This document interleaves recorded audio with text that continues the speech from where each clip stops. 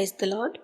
ఆంధ్ర క్రైస్తవ కీర్తనలో నుండి 447వ కీర్తన. సృష్టిపితా సర్వోన్నత, సమర్పింతున్ సర్వస్వమున్. సృష్టిపితా సర్వోన్నత, సమర్పింతున్ సర్వస్వమున్. భూమి ఆకాశము నీవే, భూధర శిఖరములు నీవే. భూప్రజలు నీవారే, బలశౌర్యములు నీవే. సృష్టిపితా సర్వోన్నత, సమర్పింతున్ సర్వస్వమున్.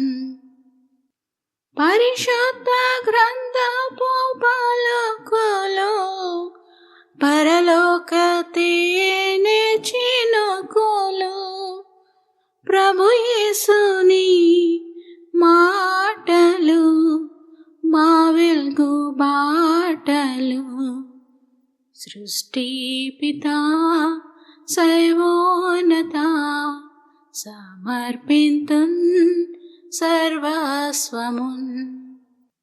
తండ్రి కుమార శుద్ధాత్ముడా, త్రియేక దేవ స్తోత్రముల్.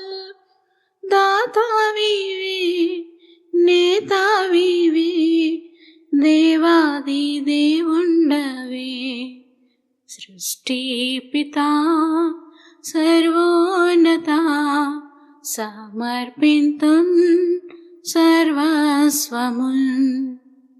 కీర్తనల గ్రంథము నుండి 62వ కీర్తన. దావీదు కీర్తన. నా ప్రాణము దేవుని నమ్ముకొని మౌనముగా ఉన్నది.